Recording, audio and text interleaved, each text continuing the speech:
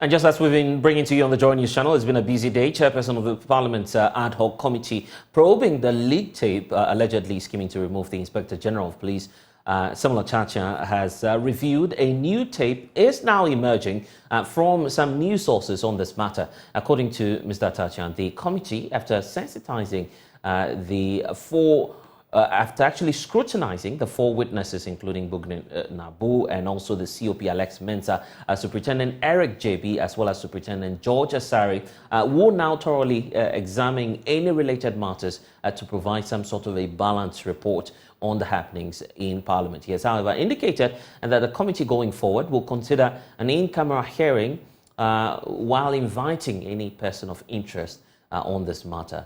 He was speaking to the media a while ago after today's seating, which we'll bring to you here shortly. But first, I want us to cross over to Parliament, where my colleague Samuel Mbura has been on standby, monitoring, first of all, the proceedings and this latest development that we're getting on the matter, that there appears to be a new audio emanating from the ad hoc committee. Sami, if you're with us, first of all, break this down for us. This new audio that we are learning from, and possibly what the source might be. Can you tell us more about this?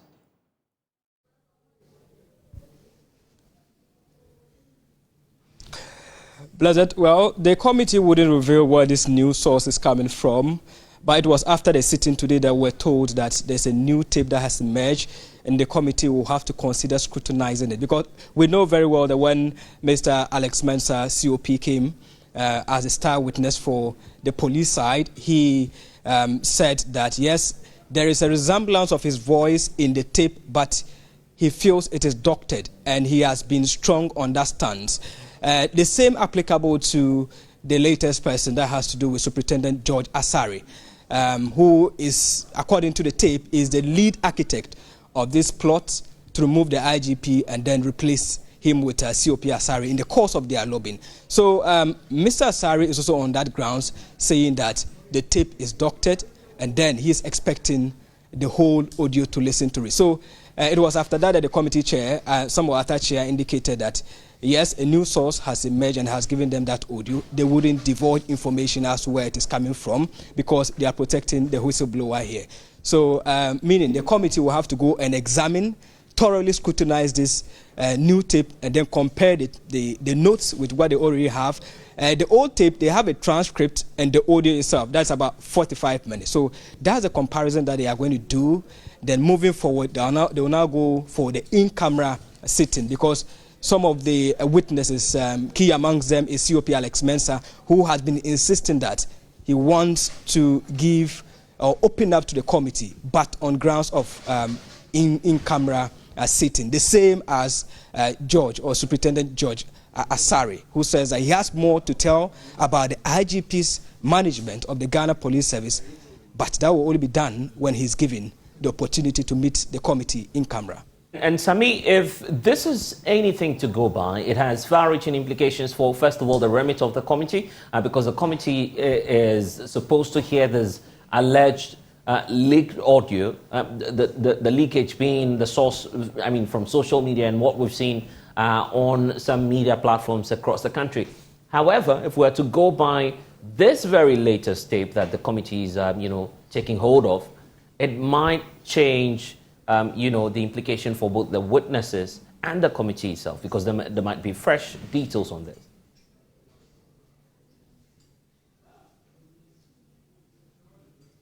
Exactly, that's what it means, because in the earlier engagements, some of the witnesses kept on repeating that there is another audio, or that's not a full audio. So meaning the suspicion was that there was a full audio that has not been released to the public. So probably this is the new one, or the full one that has been released to the public. Mind you, COP Alex Mensah has met Bugnin Nabu not less than 4 times. It is the same with Superintendent George Asari. He said he has met him thrice on different locations, and so they expect that all these conversations will be captured. So we don't have the privilege to listen to the content of this new tape, but the key witnesses have both indicated that yes, their voices, or there is a resemblance of their voices in the tape. However, portions were doctored. When Superintendent George Asari appeared before a committee, he actually identified certain portions that he said he actually said them. However, there were others that he insisted were doctored. So definitely this new tape will bring a new direction or a narration to the entire conversation so far as this probe is concerned. The next step shortly, but even to talk about today and what it does hold for the committee. We know that Superintendent Asari has been before the committee pointing out what his side of the story is. First of all, confirming again that that's the audio. There was indeed a conversation, except to say the context was breached if we're going by the elements on the audio itself. Beyond that, he's been pointing to how, you know, it appears to be normal in his opinion, and he was expressing his personal opinion that it is normal for an individual to lobby to become the Inspector General of Police. He pointed out clear to the committee, isn't it?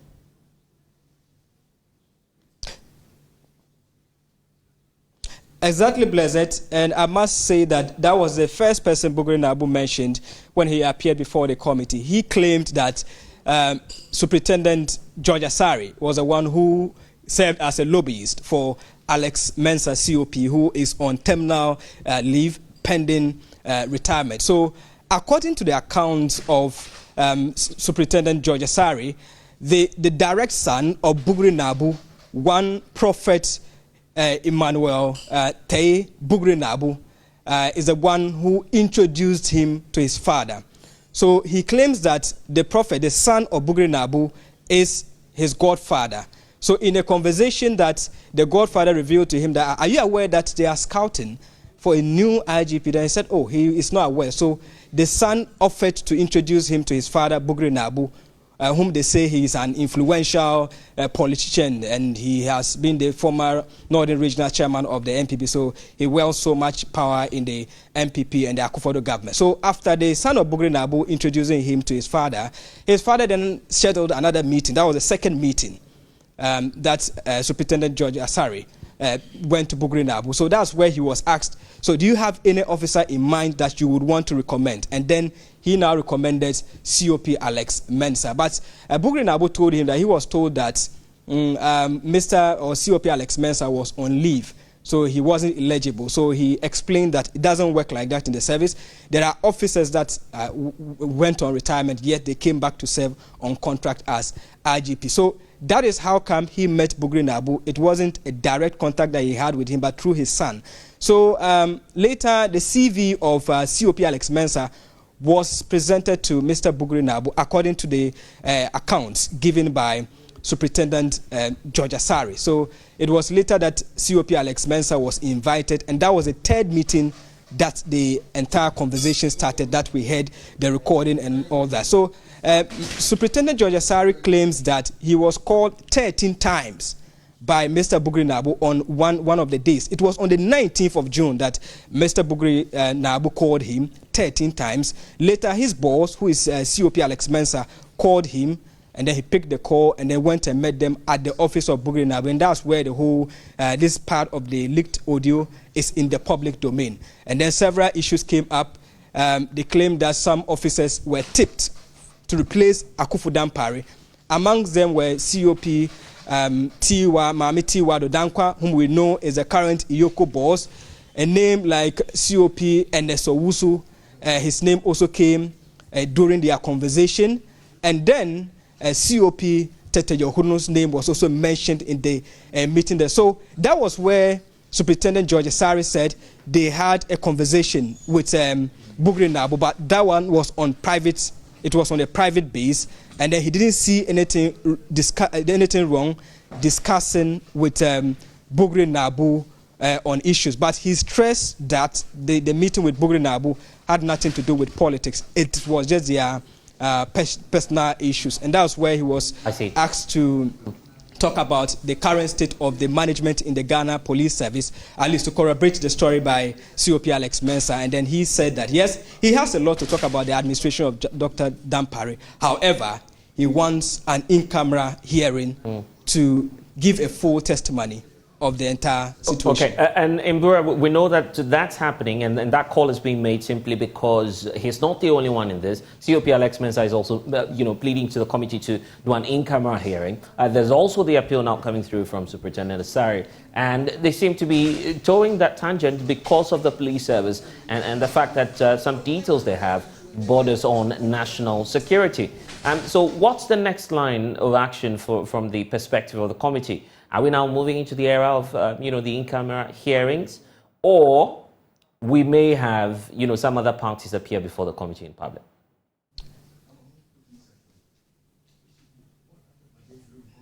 Right, Blessed. The chairman of the committee, Mr.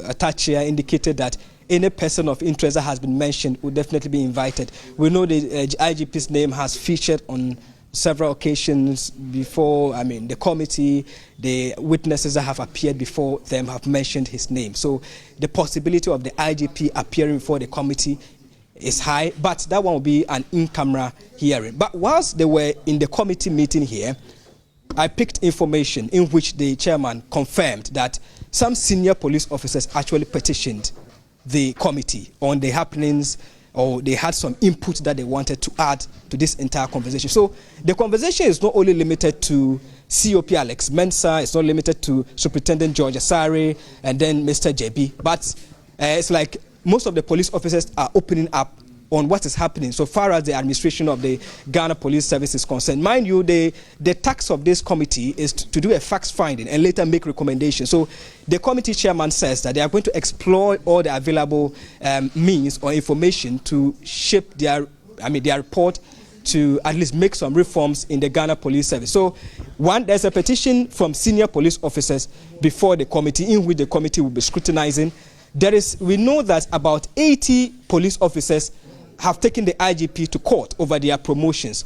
So the chairman has asked that they should fetch that document so that he will scrutinize it, and then they'll add it to their report. So this entire, probe, we know it is not a trial of the Ghana Police Service, but it is taking a different dimension as these fresh information are coming in, with the latest being the petition from some senior police officers in which members of the committee are going to peruse and then decide on that. But the next step is for them to go for the in-camera hearing. That is unequivocal. The chairman has mentioned that, and that will be subsequently communicated to the media. Blessed. Okay, it's been a very long day.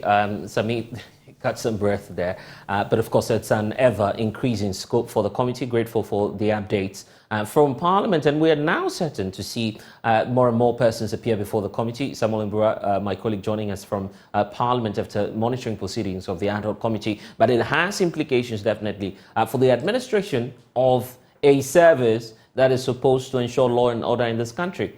What's happening to security in Ghana? Joining us now, Dr. Adam Bona, security analyst. Adib Saani is also joining us. Thank you, gentlemen, for spending some time with us. Doc, the point about the possibility of inviting the IGP himself looks like he needs to answer some questions, right?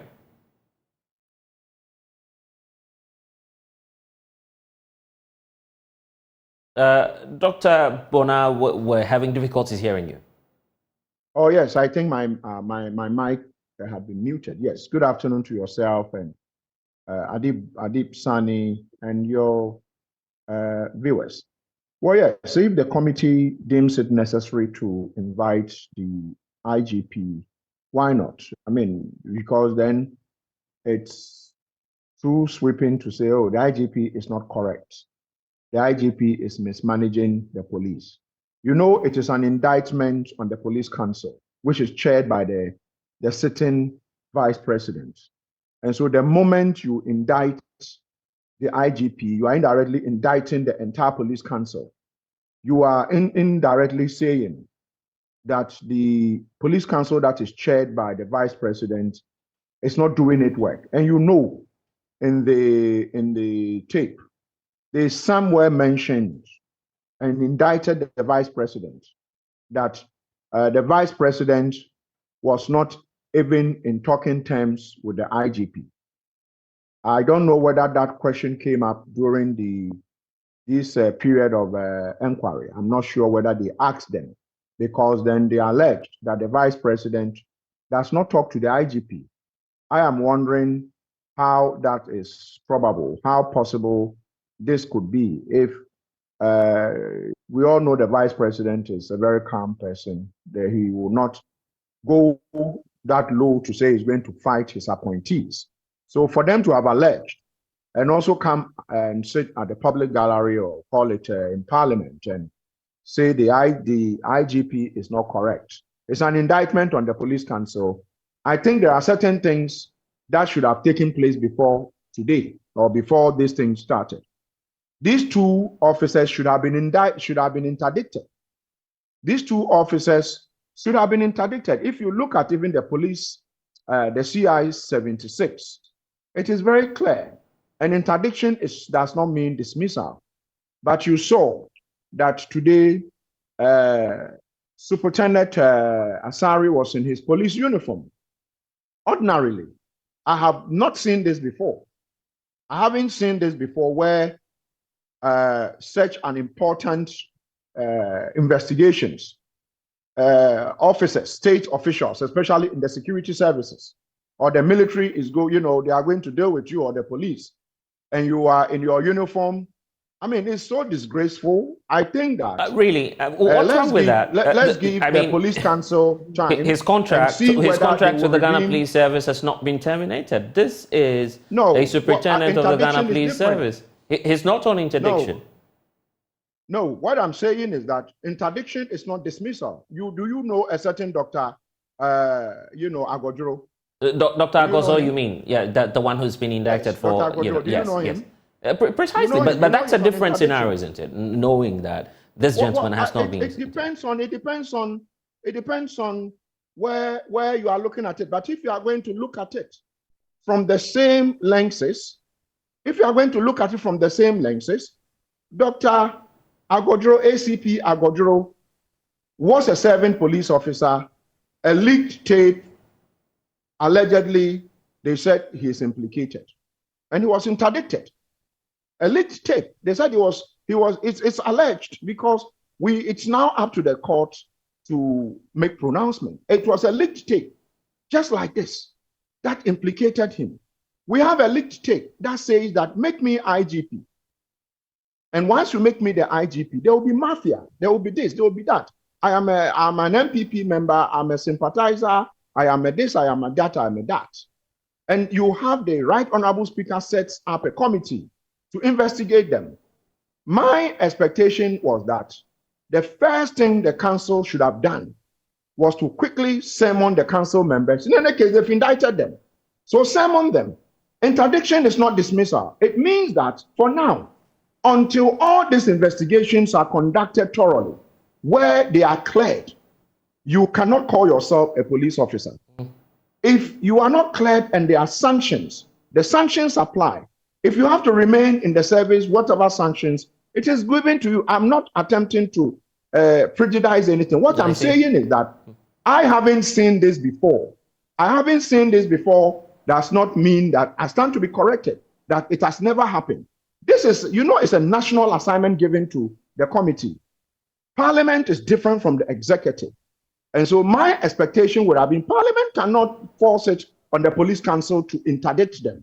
I am believing that the police council would have to, maybe in the shortest possible time, meet and take decisions because the investigations are continuing. That's why I see all of the problems starting from. That's why I see all of the problems starting from. The fact that even Parliament itself appears not to have approached this matter properly. You disagree with me or not? The point about bringing together feuding factions, people who have concerns about the style of leadership of the IGP. And, they are making a public show of it. Why not invite these individuals, talk to them behind doors, and of course, let's get to know what's happening and resolve this matter, because there's implication for our national security as well. Just look at the details coming up. Well, I will leave that to the chairman and his committee. I would want to concentrate on the terms of reference given them by the Right Honorable Speaker of Parliament. No, but I'm asking the question because you are the conflict expert here. You know the rules of engagement and how to de-escalate. You don't want to have tension escalating within a police force or service. That's too dangerous for our country. No, I'm not saying they shouldn't do it. What I'm saying is that I think what's the name? Honorable Atachian has said they are going to go in caucus and have some conversations. But what I am attempting to say, or what I am saying, is that let's concentrate on the substance. The substance, what we know. But if others have concerns, because at the moment, all that we are hearing is, I haven't seen one petition in the atmosphere. All that we are hearing is people have concerns. And what do you call it? Those concerns, we are told they've shared some with the committee. I am not privy to it. Okay. So it will even be difficult for me to speak directly to anyone who has to speak to, let's say, a document that has been authored by somebody, a police officer or somebody, to the committee. As far as I am concerned, well, let's delve into the TOR, what the terms of reference given them. If they want to, then maybe vary the terms of reference and say, we are going to invite this, we are going to invite that, we are going to invite that, bordering on this state. If not, we are going to miss the opportunity to interrogate the substance. Once we miss the opportunity, we begin to mix them up. We miss the opportunity to interrogate why we are here. Let's concentrate on why we are here. If there is a need to look at other grievances, other people who have issues, one or two, we look at them too. But the moment we begin to say, all right, let's bring everybody on board, the truth is that the officers have admitted it is their voice. They have also admitted they met Bugrinabu. They have admitted this, they have admitted this. Which is well within their rights anyway. Which is well within their rights. Yeah, precisely. And we are told that there is the committee has some additional info that they are likely to listen to and maybe or watch. So as far as I'm concerned, I think that let's stay with the substance. If we don't stay with the substance, we will miss the plot. And once we make the plot, we are going to go into 2024 not sure of how the security turnout is going to be.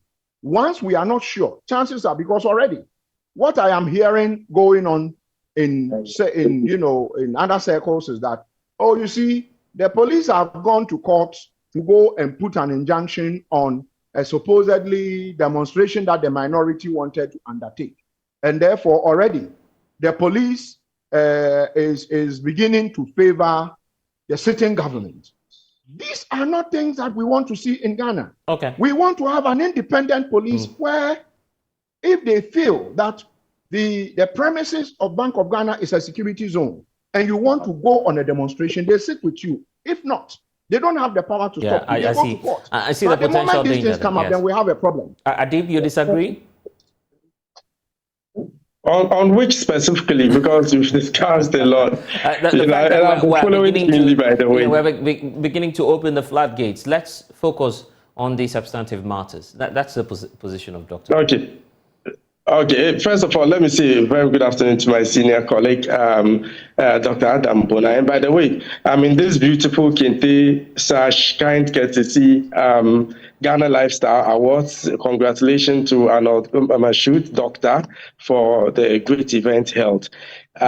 First of all, we have to put into perspective some few issues.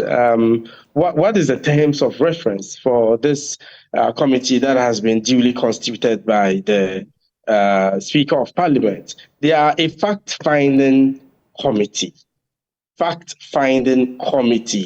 around a leaked tape. And sometimes when you are fact-finding, new issues might culminate and you need to follow the leads individually to be able to make sense of the reason you have been put together in the first place. But to some extent, they seem to be exposed to a cacophony of issues that is only right that they follow up on. And that would, to some extent, amount to them widening their scope. You remember the last time we spoke, I said that I hope the committee's scope would be widened to take a closer look at the plethora of issues that is coming up because of this leaked tape. the issues about the management skills of the IGP, the issues about promotions, the issues of arbitrariness, the issues of cronism, all of it is coming up. And I think it is only right that when that scope is widened, they will be able to follow up. So in the end, we just don't get to the bottom of this tape, how it happened, and who are involved and what needs to be done next. But rather, we should be able to afford ourselves the opportunity to address those myriad of issues within the police service. But that's why I keep bringing up this point about whether or not the ad hoc committee is helping matters. Let's look at it from this perspective. Someone's lobbying for a job. It's all over now, because the individual from whom you're lobbying from, has spilled the secret. The tape is out there. He's going on in retirement, as we understand. He's confirmed that himself. I'm talking about COP Alex Mensah going on retirement, I guess, this month. So really nothing to worry about. They will just die a natural death. Why didn't you, approach matters that way? Well, the thing is, everybody lobbies, like I told you the last time. But just that the manner in which he did it was too politically tainted. And the things he said posed a bit of a threat to the security of the state, especially going into next year's election. And it's because we're having the benefit of listening to such a conversation for the very first time, which he says is very normal in the police service. So you can imagine the conversations that go on daily basis behind us. I don't have issues when people lobby, but I have issues when it becomes too political, because every day we keep talking about building the confidence of the people in the police service, especially as we go into next year's election, and the need for the various political actors to trust in the police service's ability or capacity to deliver on their mandates before, during, and after the election. But I seem to have a fundamental issue with COP. Alex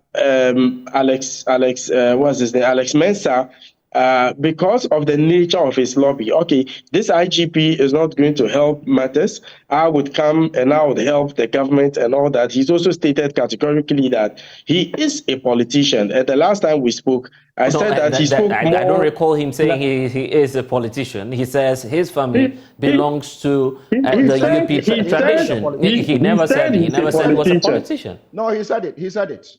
He said he is a politician. He said he's a politician. He said it. By inference, I guess you're saying. He said it. By inference, yes, he said it. So that is the problem. Okay, there is no way. Okay, Soga, the thing is, there's no way you can delink politics from policing. Yeah. Okay, but my issue has to do with the politics becoming so pervasive to the extent that it compromises the police's ability to deliver on its mandate.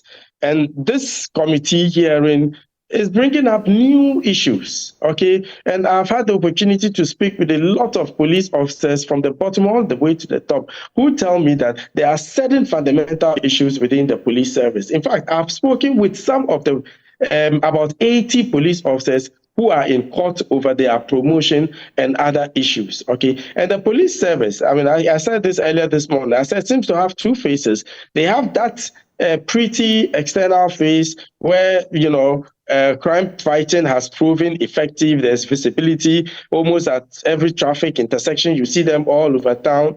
The response time has reduced drastically. We've seen a number of new initiatives, including the, horse, canine units, the cold case unit, etc. However, there is this other internal phase of the police service that needs to be looked at. Okay, I wouldn't want to be a peddler of rumors, but the thing is, a lot of issues are coming up since COP Alex Mensah appeared before the committee. And it's only proper that really, if we want to deal with this, we need to deal with it holistically, because some people have talked about the need for us to just wipe out the leadership and perhaps bring new leadership altogether. I said, no, that doesn't deal with the issue, and it will amount to dealing with it superficially. Okay, Will so not be.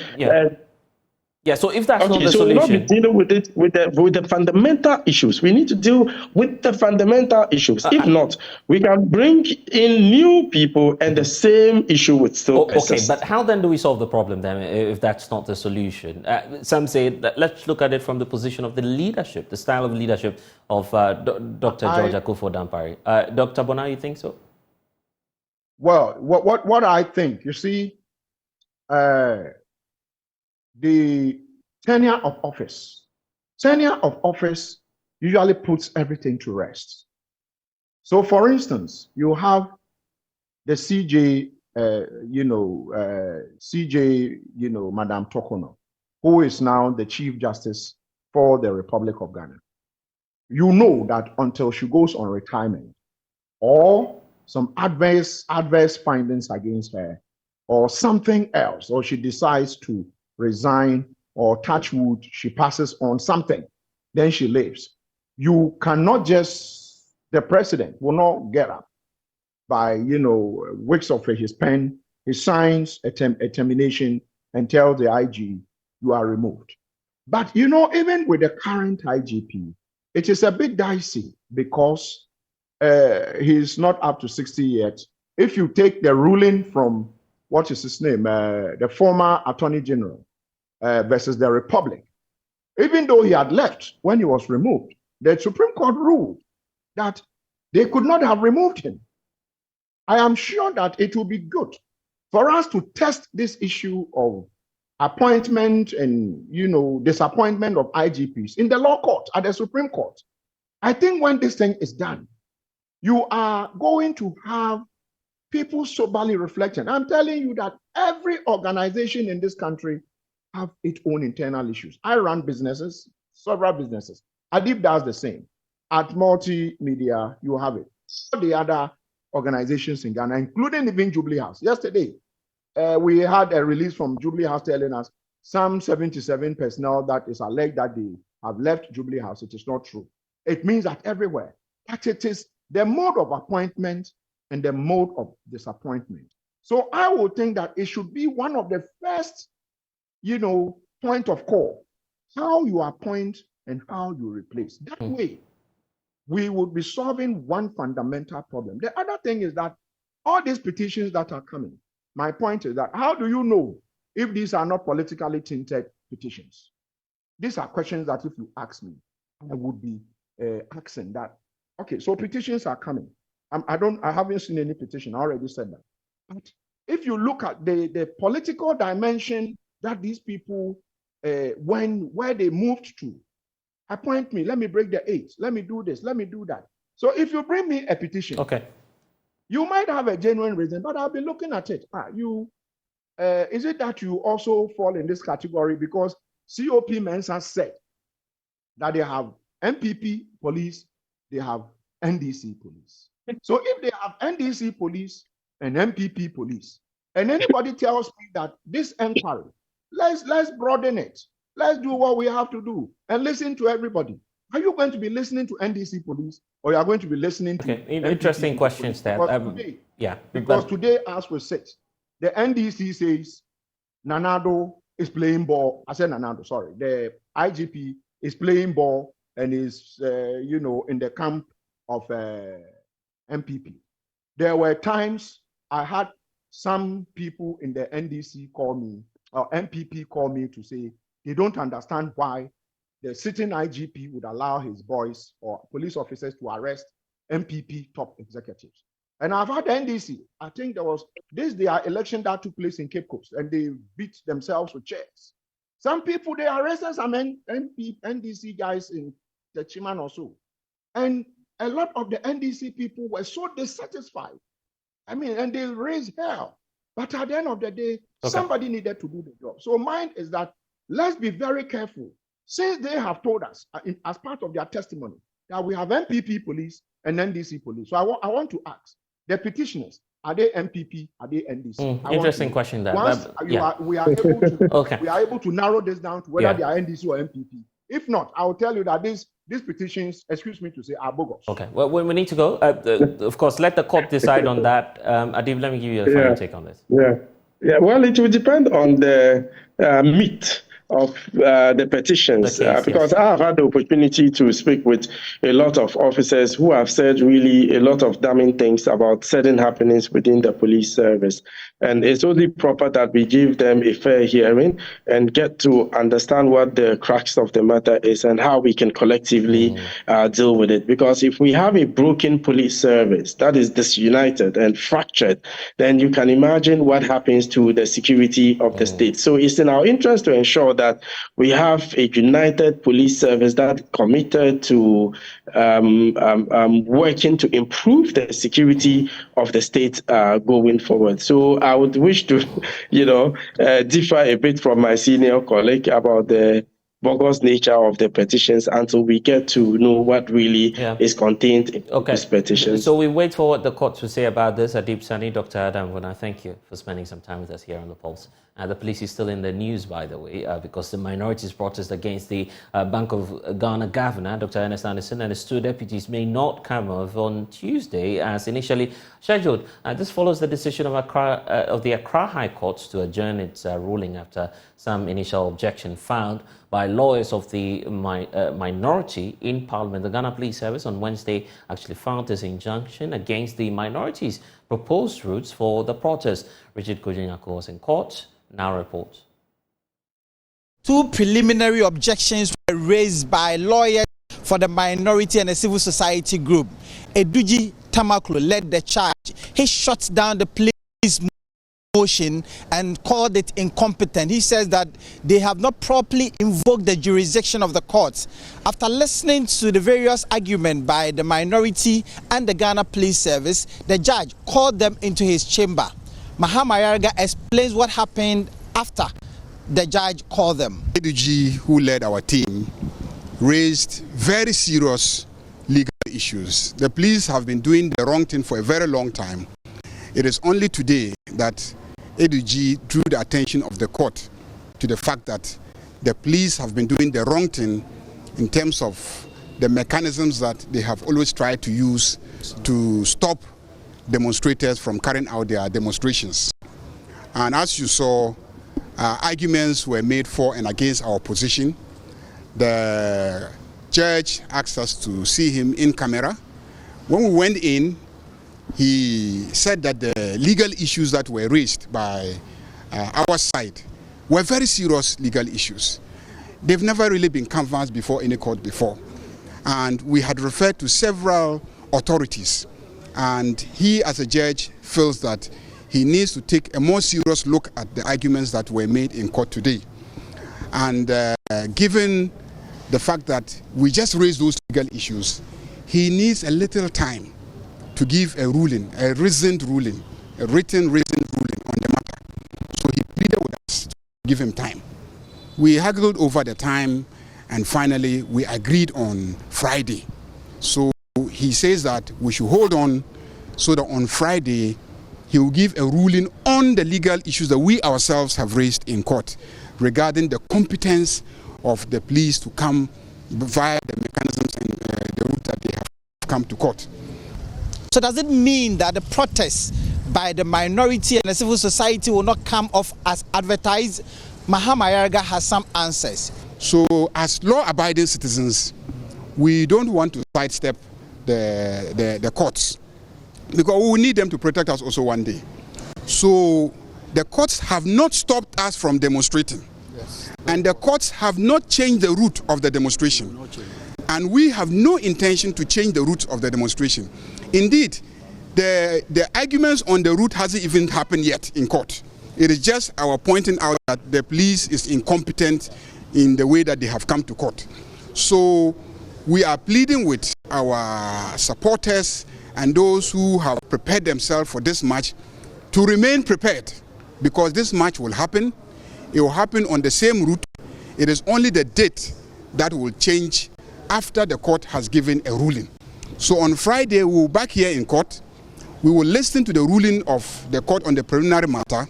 We will go into the substantive matter of whether or not the Bank of Ghana premise is a security zone, whether or not, the route that we have chosen cannot be used by us, and then whether or not we are the ones causing a coup in this country. All those arguments will be heard on Friday after the ruling on the preliminary matters and a decision taken by the court, and then we will announce the specific date of the demonstration.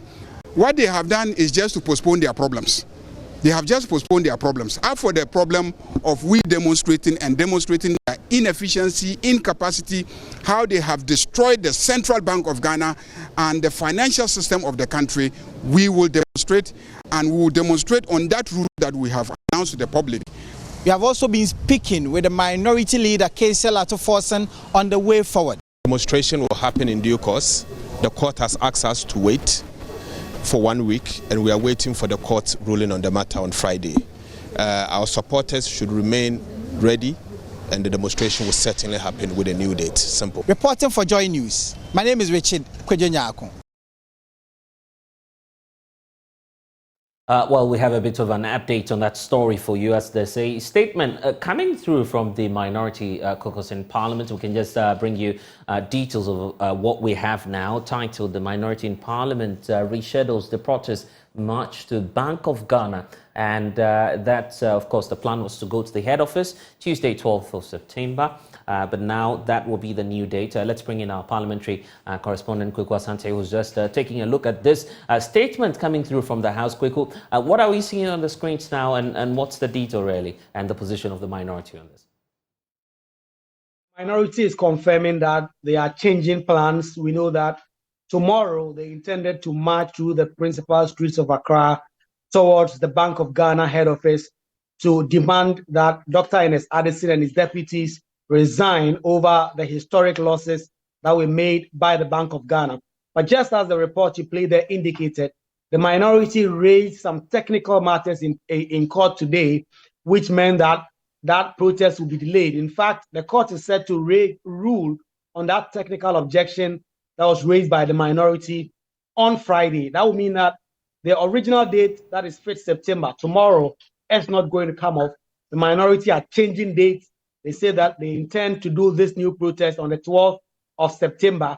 They insist that they are going to go by the same route that they are going to, they have planned to go, for which reason the Ghana Police Service have put them before court, seeking an order of the court to change or vary the routes that the minority insists they want to go on. In this statement that the minority leader himself signs, he says that the march will commence from the frontage of Parliament House through Oust Cemetery traffic lights, Ministry of Finance, High Court Complex, Kimbu, Makola, Rollins Park, Oprah Square to the Bank of Ghana, and that the originally scheduled date, Tuesday, 5th of September, has now been changed to Tuesday, 12th September 2023, and the route remains the same. They insist that this legal objection raised by the police service, for which reason they are in court, is incompetent, and they believe that they are going to win. And on the 12th of September, they can embark on that protest. And we know that they are asking Ghanaians to remain resolute in their fight to protect what they believe is in the interest of the country. Why so?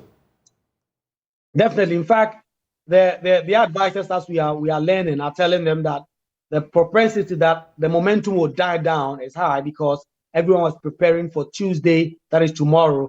But if this protest is going to be rescheduled for a week, then that means that some Ghanaians may think that this protest is not going to come up at all. What the minority leader is saying in this statement is that Ghanaians must remain resolute. They must continue their support to demand that the Bank of Ghana Governor, Dr. Ernest Addison, and his deputies resign, and that they in the minority will continue to champion their interests. Let me quote specifically. He says that we wish to call on Ghanaians to remain resolute in the fight to protect our constitutional rights to demonstrate, and hereby assure them that a march to the Bank of Ghana head office will certainly take place on Tuesday, the 12th of September, 2023. And Kweku, there's a question as to why the minority leader himself, Dr. Kaisel Atuforsen, is the one leading this charge. Any background to this? In fact, the minority leader, for about 2 years now, even before he became the minority leader, had raised significant concerns about, at the time, allegations that the Bank of Ghana was printing money for government. At the time, the Bank of Ghana denied that nothing of that sort was happening and that they were just giving the central government some overdraft. But it has now been confirmed that the Bank of Ghana printed some amounts of money to the central bank, which has in part led to the Bank of Ghana accumulating about 40 billion Ghana cedis in losses, more than that actually. And the Bank of Ghana's historic losses has been what the minority have been bringing this protest on. They say that if you look at how Dr. Ernest Addison and his deputies have been running affairs at the Bank of Ghana, they have been running it as though the Bank of Ghana is a piggy bank of Ken Ofori-Atta. He could just walk in at any point in time and demand any amount of money and it will be printed for them. The minority leader himself had made several statements on the floor whilst debating budget statements, media budget review, and a host of other issues that have come up on the floor. And in fact, he's the one leading, like you said, this minority effort to get the Bank of Ghana governor and his deputies out of office. Okay, we need to point out that the governing New Patriotic Party has been justifying the decision of the police service. Interesting times ahead, but Kweku Asante, our parliamentary correspondent, giving us the latest on Occupy BOG. And Ghana, once thriving forests remain under relentless siege as illegal mining operations persistently, pillage the national resource that we have spread across the country. Despite assurances from President Akufo-Addo that the situation is under control, the ongoing devastation of Ghana's forests, widespread pollution of rivers and water bodies, and the apparent lack of resolution to continue to cast some sort of shadow over the nation as well. In our latest Hotline documentary, which is airing later tonight on the Joy News channel, Erastus Asare Donko paints a brutal picture on how illegal mining activities have wreaked havoc on Ghana's forests, stripping vast areas of their once pristine green cover. Here are excerpts of what to expect. The once green Apamprama Forest Reserve has been largely reduced to a wasteland. Valuable tree and animal species are all gone. Maybe this is the only green that is still active, but valuable trees, the flora and fauna, animals, the river Oda, which lies dirty here, they are all gone. The Ministry of Lands and Natural Resources has, through the agency of the Forestry Commission, with the assistance of the military, made the effort to cordon off all 294 sites of forest reserves in the country and rid them of illegal mining. So while the president was given this assurance, illegal miners were pillaging the Apamprama Forest Reserve. Madam Emilia. This miner tells us he works for one Emilia, who we later learned is a politician. They are not working today because a military swoop on the area has affected them. Their equipment have been seized. We found her equipment parked inside Kobro town. The youth are not happy. Some of them have had their machines bent in another military operation. When the soldiers came, they met one of our excavators on the road and they bent it. These equipment belong to Mama Emilia's group. She's a former women's organizer for MPP at Jacobo. We don't know why they did not bend her equipment. These excavators are part of 16 equipment bent by personnel from the Central Command of the Ghana Armed Forces in Kumasi on 7th June 2023. This move is part of an operation by the Forestry Commission to rid the Apamprama Forest Reserve of illegal miners to pave the way for a pilot reclamation exercise. Brigadier General Ajeman Prempe is the General Officer commanding the Central Command. His reaction when he first saw the degradation caused to the Apamprama Forest Reserve by irresponsible miners. I felt shocked. I felt worried. I felt people were heartless. I felt they were not Ghanaian. And I just say that these are people that we need to ensure that they don't come around here anymore, because I felt that generations behind have been robbed of something great. 16 excavators have been bent under his watch and a number of excavators seized and parked at the Central Command 4th Battalion grounds in Kumasi. Once you find it in the forest, we burn. Once you find it along the riverside, we burn. Once you find it an area that is grey, where the individual has been given the right to mine, we collect the machines and bring them to the command headquarters for you to come and justify with your documents if indeed you have the right to mine in the area. So the forest is a no-go, and it has been defined that it is an illegal area for anybody to mine. Brigadier General Ajiman speaks of his resolve to protect what remains of the Apamprama Forest Reserve. When you look at the environmental sustainability cycle, you know, once you are destroying more than you can replant or you can build, it means that it is not sustainable.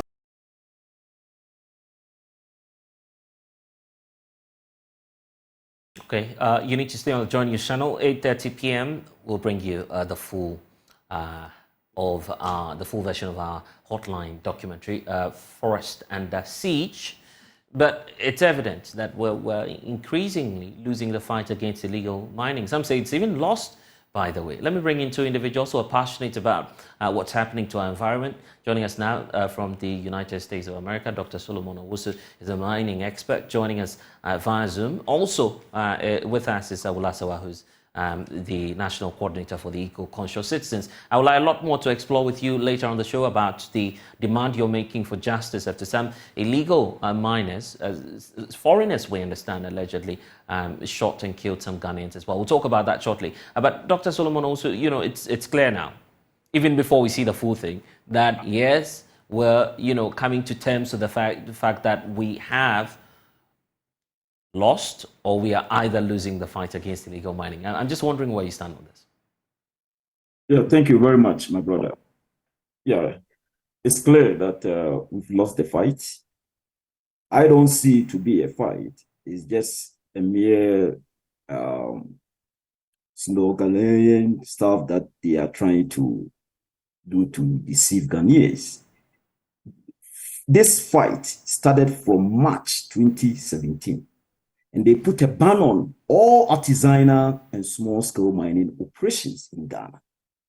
That was from March 2017 to December 2019. No, December 2018, sorry. Unfortunately, the government couldn't come up with standard operating procedures that the miners should follow to ensure environmentally friendly and sustainable mining operations in Ghana. My brother, the government has been focusing on military attacks on illegal miners. But when we look at the situation, we have the licensed small-scale miners, illegal miners, that is the Galamsey people. Then now they've brought in community mining. All these operations degrade lands and pollute water bodies. For example, the Apramprama forest that they are talking about right now is a place that Aisha 1 was operating. Aisha 1 had big concessions there, operating, and she was working behind, the scenes of some government officials. We all saw the documents that Professor Frimpong Boateng brought. He mentioned a lot of names, top government officials. So if all these people are involved, how can the government fight against? But the argument is being made here that the fact that mining remains a business or a private venture, you are always going to find, this challenge come up because money will definitely exchange hands. My brother, you came to United States recently, right? All right. And did you see any water polluted or lands degraded without reclamation? You were in California. I spoke with you. The point is, we have standard operating procedures. Go to Anglo Gold Ashanti, go to Perseus Mine, I am free, go to Newmont, Ahafo Enachim, go to Goldfields, Takwa, go to all the large-scale mining areas and see whether their operations pollute water bodies. No, because they integrate the basic principles in mining and operation procedures that they use, international standard. Yeah, I mean, international standard procedures that they use to operate in such a way that they protect the environment. Is the government doing something similar to ensure that they give the miners the procedure? Because most of these miners don't know anything about the basic knowledge in mining. They operate, they dig and wash, use their chemicals to wash, take their gold.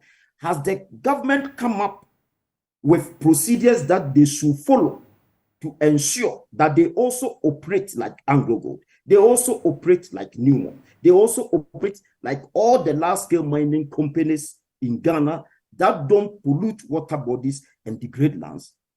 They have politicized the whole thing, and they have deviated from the core solutions to the problem. Okay, what then is the solution? Let's get to the solution, because it's as though everyone feels the solution is there, but government is handicapped.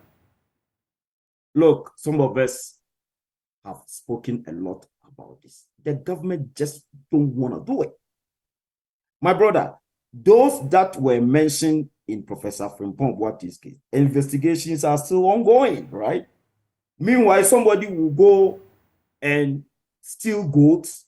His investigations will be within a week. The problem is, one, now you are showing illegal mining on water bodies. But our laws are clear that mining cannot be done on our water bodies. It should be about 100 meters away from water bodies. But you have shown a video right now that people are operating. Who are those operating? All these guys, they are just employees. The real owners are government appointees and top business owners in Ghana. And those people are untouched. That is why the problem is still persistent. That is number one. Two, the government should engage technical people with the requisite knowledge and experience to help them address the problem. They don't want to do it.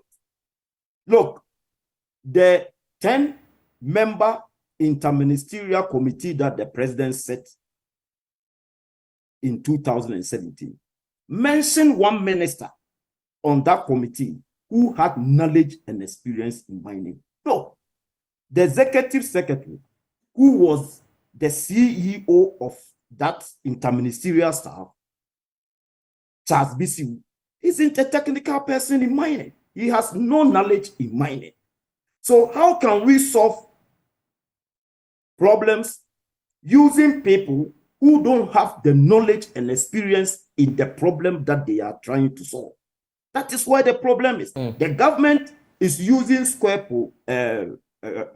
pegs in round holes, and that is not solving the problem. And I can bet you, my brother, with my last cent in my pocket, that this government cannot solve the Galamsey. Okay, there's a lot coming up later tonight on the Joy News channel. I will ask you, you've been listening as well. Is this just an Akufo-Addo problem? Because the problems predate his administration too. Let me tell you. It's not an Akufo-Addo problem. Yes, the problems predate his administration, but the fact remains that if we want to solve it, we will solve it. As the speaker has eloquently put it, the political will does not appear to be there. I agree with almost everything the last speaker said, but let me just point out that even with the legal companies, it doesn't mean that because they are legal, they are not also causing pollution. For example, Ghana Bauxite Company, as we speak, is causing pollution regarding the Atronsu stream. And this matter has been reported to them. Nothing is being done. The once pristine stream has now been polluted. So yes, when it comes to the big companies, there are rules and regulations, but if you are not prepared to enforce, if the EPA is not enforcing rigorously, there will be problems arising. But then the way forward, we've tried almost all sorts of solutions. There was an inter-ministerial committee that, Dr. Oust is pointing to. We've tried the whole coalition, having even the media join the fight. That also did not work. Is there any hope at all that this will work someday? There's hope when the political will is there. As has been said, the political will is not there. We know who the perpetrators are. They are walking around freely. Professor Frimpong Boateng had a report which sat on somebody's desk for 2 years. Now that has come to light, what has been happening? We have advocated for a public inquiry so that the truth actually comes out. The political will isn't there. And we will say it very, very clearly that rather than contemplating invading Niger or any other country, let's charity begin at home. Let us focus on our borders. So many communities have been invaded by illegal miners, some of them foreigners. There was a case at Seshi where 3 teenagers who were trying to protect the environment were shot, and we want justice for them. 1 was murdered, 2 are in critical condition. Our information is that initially it was the brother of the deceased who was arrested. It was only later on that the person who pulled the trigger has been arrested, and we are told he's in police custody. But I'll say it again, once the political will is absent, and let me be absolutely clear, the government has passed LI 2462, which allows mining in forest reserves. So what kind of seriousness is there regarding stopping the illegal mining? There's actually no seriousness going on. There's been a lot of sound bites and so on and so forth, but we don't believe that we are actually seriously trying to tackle the problem. That's where we are coming from. I want us to look at this policy of maintaining, boots on the grounds, the military approach. Let me start off with you, Dr. Oust. Is it time that we revised the policy of maintaining the boots on the grounds, keeping soldiers there? We're paying them. Some say we're not getting the desired results. Do we still maintain that? Yes, thank you so much. The military should be there, but I think they should be used for special purposes. Now, we've used the military since 2017, and it has not yielded any results. Should we continue to use them the way we are using them? No. Now, what we need to do is to come up with standard operating procedures that we will tell the miners, do this, do this, do this, so that we can protect the environment and also protect the lands. If we are unable to come up with such procedures, if we use the military, it will not work, because the military will only attack the illegal miners. They can't confiscate the equipment of the licensed small-scale miners and the community miners who are equally polluting water bodies and degrading lands. So after we are able to come up with such procedures, and then the illegal miners, we decentralize the registration process to ensure that they can go to their local district assembly and register for their companies. But if you're bringing that up, that will be a bit problematic. We've heard from the Minerals Commission, for instance, raised concerns, same issues with Professor Frimpong Boateng and how his inter-ministerial committee handled that. The claim is that they were usurping their powers. They have the expertise to issue or to see whether or not it's okay for you to have a license. Minerals Commission, yes, per our regulations, they are the regulators of all mining activities in Ghana. That is right. But the point is, as my sister Sewa said, it predates that interministerial committee. So what were they doing at the Minerals Commission that they couldn't solve the problem such that the president could initiate that interministerial committee process to address the problem? As at now, the interministerial committee is no more, right? The president dissolved it in 2020 or 2021 or so. Between 2021 and 2023, 2 years, what has the Mineral Commission done to address the problem? So like I said, we need to decentralize the registration. We have minerals commissions in different districts. I don't know if you are aware of that. But that would mean that chiefs will now involve. I will now be involved. I believe you will be part of your recommendation, and people seem to have challenges there. We in fact see some chiefs themselves getting involved in this activity of illegal mining. So decentralizing it could bring some challenges to us. The decentralization that I was talking about is about the hassle or the frustrations that some of the illegal miners go through when they, try to register their company. They go through frustrations, they forget about it, and they go on their own way to do them because they had to eat, right? So if we decentralize and we get them registered and we show them the procedures, how they should mine to ensure environmentally friendly and sustainable operations, that will solve about 80% of the problem. But if we go by this, some of the chiefs, they can be part of the process, but they will not take the decision. They will be part of giving the lands to the people because now they give the lands. That's why they are involved, right? So if they are part of it, fine. But the technical aspect should be championed by the Minerals Commission. And the Minerals Commission should engage other technical people with fresh ideas to help them address the problem. Because it is clear that we've given them the opportunity to solve the problem, and they have failed. The Interministerial Committee has failed. This government has failed. And we are looking forward for a change in the direction that they are veering towards.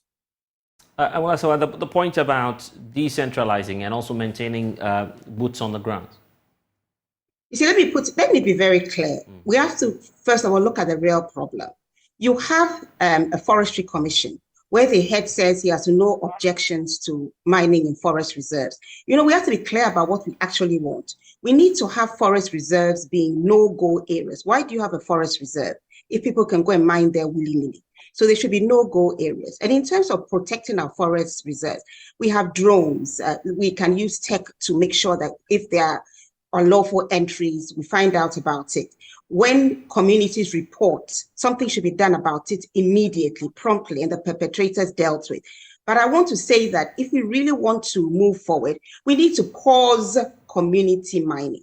We are hardly able to even regulate the registered mining companies we have. Some of them get away. I've talked about Ghana bauxite mining, which has succeeded in polluting parts of their Atronsu stream.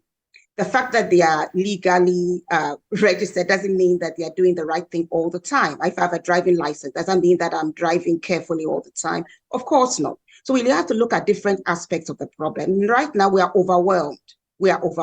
So we need to pause community mining until we have our act together and we can deal with infractions, educate them, deal with infractions, which I'm afraid will not be in the near future. And again, I thought we had Operation Hold. What is happening to it? So I would say pause community mining and then decide whether or not you want people to mine in your forest reserves. We say no mining in forest reserves. And we need to revoke LI 2462. The LI not only permits mining in forest reserves, and it was passed in November 2022, it even allows mining in globally significant biodiversity area. That is why I say we're not serious about mining, preventing the destruction being done by mining. We're not at all serious. I don't think we even appreciate the destruction that is being caused. Otherwise, we would not have passed LI 2462 or declassified parts of Achimota Forest. And we would not be thinking of mining bauxite in the Atiwa Forest Reserve when we know that it's the source of 3 rivers and it will pollute the source of water to over 5 million people. Okay, and now you are calling for justice for some Ghanaians, we understand, were shot allegedly by foreigners. What's the story? What's your account as an eco-conscious group? What's your demand from government? Well, our demand is justice for them. I mean, justice for everybody who was shot. And we are told that we all know it's an ongoing thing. Illegal miners, Ghanaians, foreigners, whatever, have invaded parts of our communities and are just allowed to continue doing what they are doing. Now, these 3 teenagers took the what the president said seriously about being active citizens and not spectators. Therefore, they saw illegal mining, that's our information, and decided to do what they could. The security of the Chinese illegal miners actually shot. One was killed, 2 were injured. Our information is that when the police came on the scene, what they did was to arrest the brother of the accused person.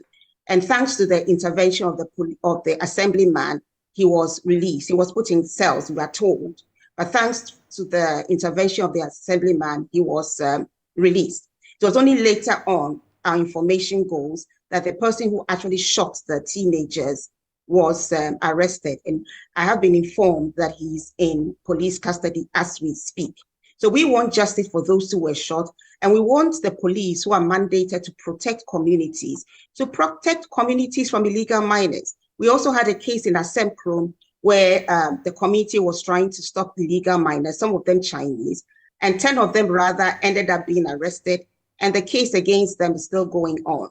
So it is a very difficult thing for communities, but they are doing what they can to to protect their communities. And we want to see political will from the government, because sadly, we are not seeing much political will. We are seeing a lot of rhetoric, we are seeing pronouncements, but the government itself is clandestinely passing laws like LI 2462, to be clear, was passed by Parliament, not by the government. But it still shows that we are not serious about the fight against mining. And Dr. Also, this is bringing back the point about foreigners being involved in our small scale mining sector. At first, it was the Chinese. I don't know if we're completely done with that story.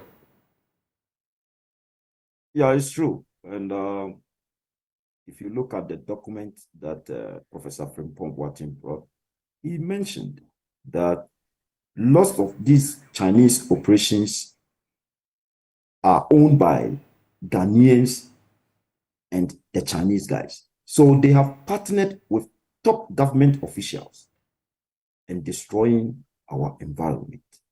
So it is difficult to address this problem if the government, like my sister Sewa said, is not showing any political will to address the problem. Now, if you go to my hometown, Obuasi, and then the communities around, Akokere, Dumpasi, Akofum, and all those places, there are Chinese all over. And let's ask ourselves, who brought those Chinese to, the country? The same top government officials, the same top businessmen brought them to Ghana to operate this galamsey activities. It is very sad. How come Erasmus Asaridonko went to Apramprama, also one of the forests, arrested Chinese guys, and then the military and macho men from nowhere came in to brutalize Erasmus Asaridonko, and then the Operation Vanguard guys. We all saw military uniforms with tags, names printed, black. You could see, I could see. Who are those people? Have you heard anything about that? We have a military commander in that place that sent the military guys there. Was he questioned? That should tell you that the same people who should take action to address the problem are the same people behind the illegal activities going on. So, like I said earlier, until this government changes its direction of addressing this galamsey, we will go nowhere. And the nation will continue to suffer. The future, we can't predict the future. Because look at the video you are showing now. Mining illegally on water bodies with impunity. They don't care. Because they know that they have strong people behind them. How could these people send all this equipment on the river and mine it without any military or police going there to stop them. It is so sad. And I think it is about time that the youth in these communities rise and fight for themselves. Okay, we're just seeking for justice for these individuals who've been shot, but Dr. Solomon also would have to leave it here. Thank you so much for joining us and enjoy a holiday in the US as well. Also to you, Awolasawa, who is the National Coordinator for the Equal Conscious Citizens. I'm grateful for your time. Okay, we stay on this a bit, more because President of the National House of Chiefs, that's Ojeho Yao JB II, says the fight against Galamsey has been sacrificed on the altar of voices, on the sacrifice actually of votes and campaign. We can listen to you. It used to be good. It used to be good, especially when AGBL was there. And again, even when Resolute took over and never operated a mine, they were also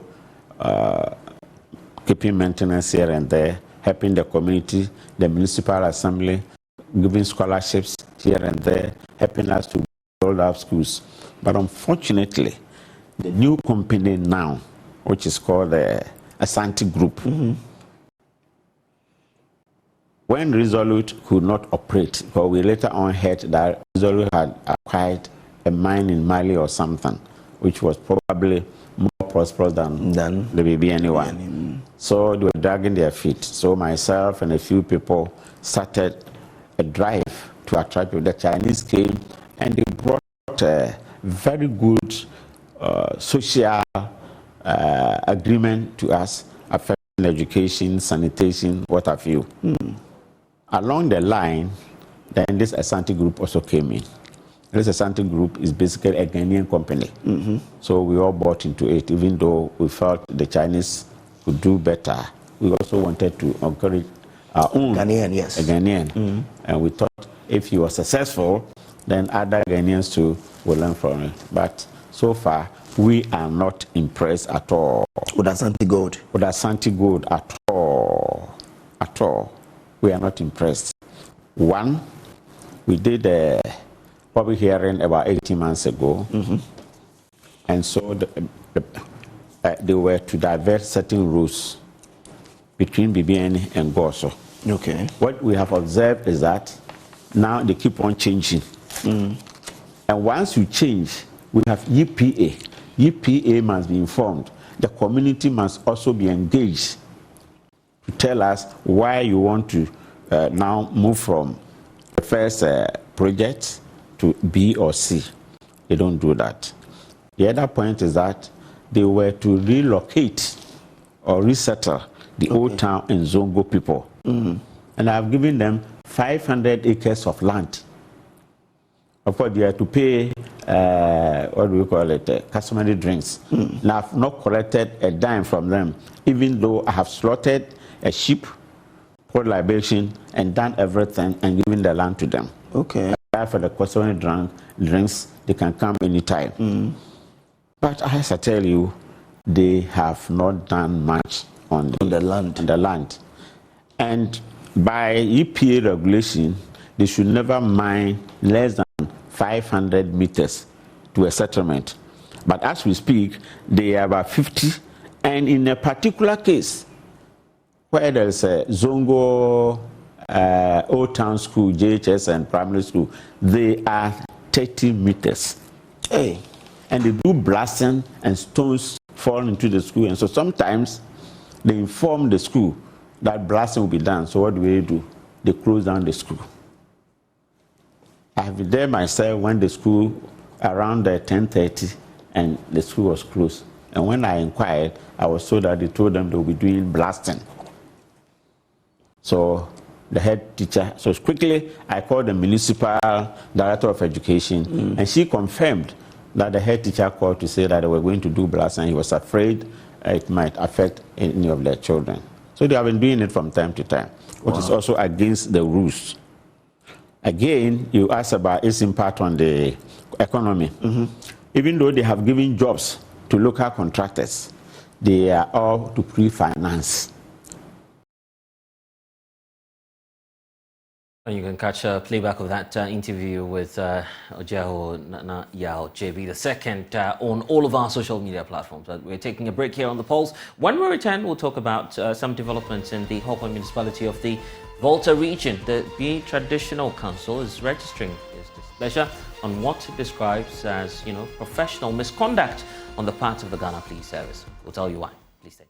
Welcome back. The Bi Traditional Council has registered its displeasure on what it describes as the professional misconduct of police personnel stationed within the Hawkwood municipal area of the Volta region. The council recounted that 3 natives were killed between December 2022 and September 2023 due to what they describe as unguarded operations of the police in the area. Addressing a press conference within the municipality, the divisional chief of the area recounted how the police killed 2 innocent souls, vandalized property, and lifted shops on Wednesday.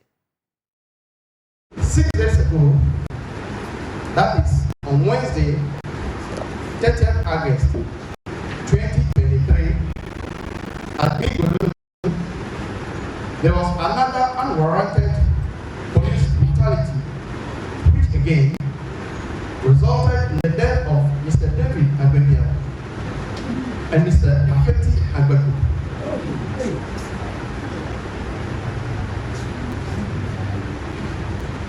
A motorbike rider was knocked down by the police vehicle, which also resulted in severe multiple injuries. And the victim is currently receiving treatment at the World Teaching Hospital, Trafalgar. 2 other teenagers were hit by stray bullets and were treated and discharged at the Green Health Center. The report has it that a police picker with 5 police personnel chased up the motorbike rider towards Big Godoni on the Accra-Hawkwood road.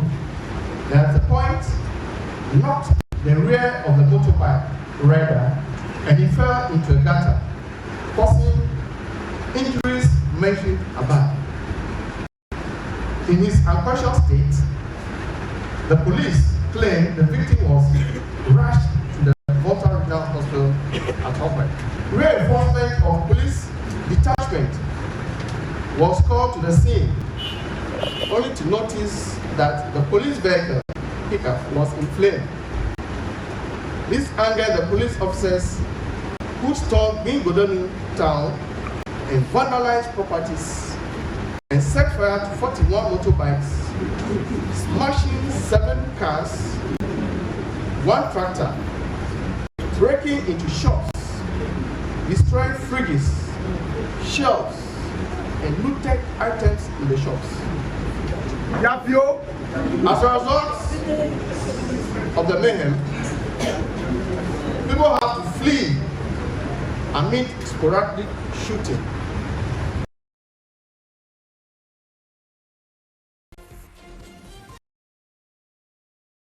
And thanks for staying with us. Over 15,000 pupils in Ghana have benefited from Project Alpha, an initiative of the Professor Elsie Kaufman Foundation in partnership with the Dexter Technology Limited. The project aims at making the study of science practical and also fun for pupils and their teachers. My colleague Emmanuel Jivenu was at the first year anniversary of the Project Alpha in Accra and filed this report. It's time for science class, and these pupils are beaming with excitement about conducting basic experiments and unraveling the mysteries of the natural world. The pupils want to prove that oxygen supports combustion using simple materials such as candles, tubes, Play-Doh, plastic bottles, and jars containing colored water. As the candle goes out, the water rises to fill the bottle where the oxygen used to be. These pupils are beneficiaries of Project Alpha, an initiative by Professor Elsie Kaufman Foundation in partnership with Dex Technology.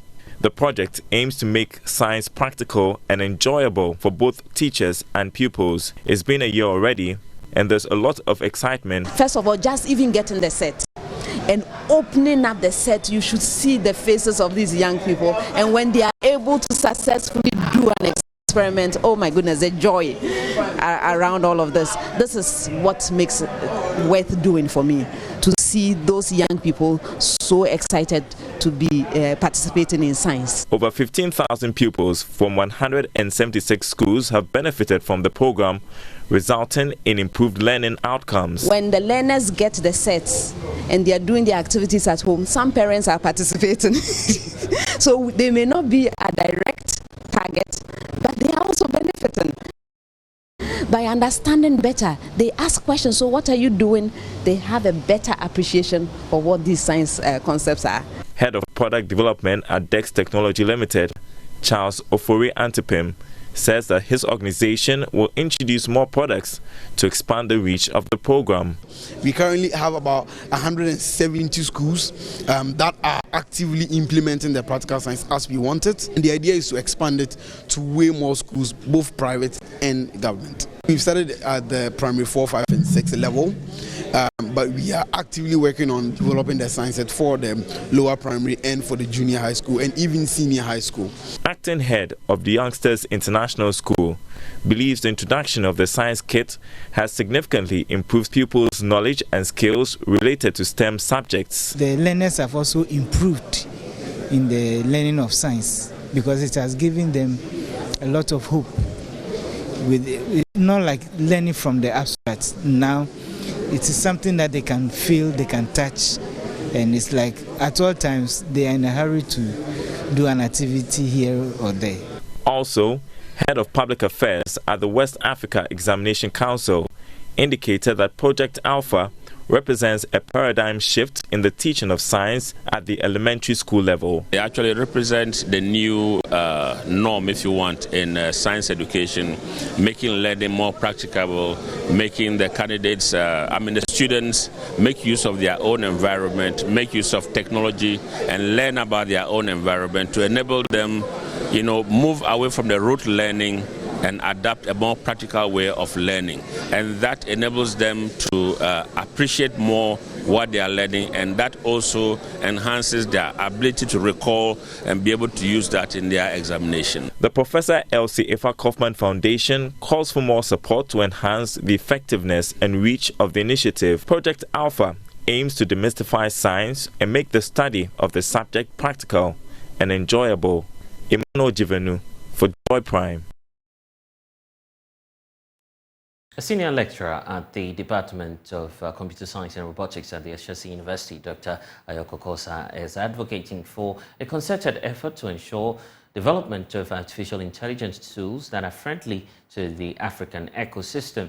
According to her, most current AI tools today are designed for different consumers, hence their inability to function effectively in Africa. She was speaking at the opening ceremony of Deep Learning in Daba workshop on the development of AI in Africa at the University of Ghana here in Accra. I'm not a business person, right? So, but the thing is that you need to have with any tool, with any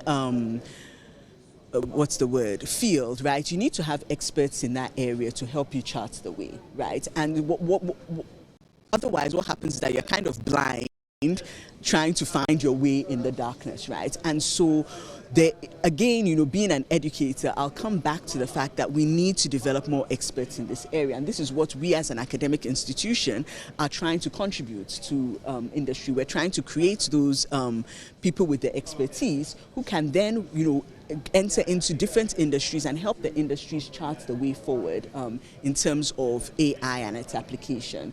So for example, our plan to start a master's program in intelligent computing systems, this is an area which we believe will be of great benefit to industry. And as part of our design of the program, we had an industry stakeholders engagement where we talked about what their needs are and what the program can contribute, because you need people who know what they're doing and who know what this is about, right? Otherwise, it's difficult to chart the way forward.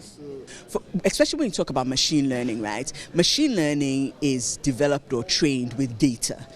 if your data is not representative, your solutions are not going to be representative.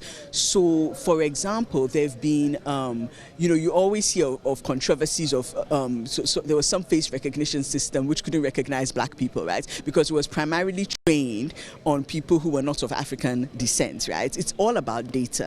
So these speech speech-to-text systems, they're primarily trained, the majority of the data is trained with people with accents that are not African accents. So then when it comes to Africans trying to use those dictation systems, the error rate is so high because we pronounce things differently, right? So you just need to make sure that you have representative data and then your solutions will work well, right? And this is an area, one of many areas where we can contribute in making sure that that data is available so that the solutions that have been developed work in our context. Well, still at that event, General Chair Delali Akbenyaga indicated the government must invest in AI and machine learning. This, he believes, will help the country take enough advantage of the opportunities that AI provides. I believe that certain types of jobs will be taken by AI, but AI is also creating a lot of new jobs, right? So certain jobs that are repetitive tasks, you can use AI to automate it, make it more intelligent, right? But certain jobs that are not repetitive, jobs that require thinking, jobs that require, a lot of consulting, talking with people, AI will not, take those jobs. And as AI is growing, people are learning new skills. So I think what people should focus on now should be more like, what skill sets should I acquire so that if AI takes over, I will still be employed? If you are thinking that, AI will take my job and you're angry about it, I think that will not solve the problem. AI will take some jobs, but it will also create some new jobs as well. We need investment. So the government itself must actually invest in the field of AI and machine learning, maybe have something like a secretariat for machine learning and AI to really promote, maybe encourage startups that are, making technology in the field of AI and machine learning to really rise up. So those are some of the few things I think we can do as a country to help out. Well, and that's all we have for you here on The Pulse for today. I'm Blessed Sugan. Log on to myjoyonline.com if you want to read more of our stories there. We'll see you again. Next is Let's Talk Showbiz, but that will be after these messages. Please stay on the Joy News channel.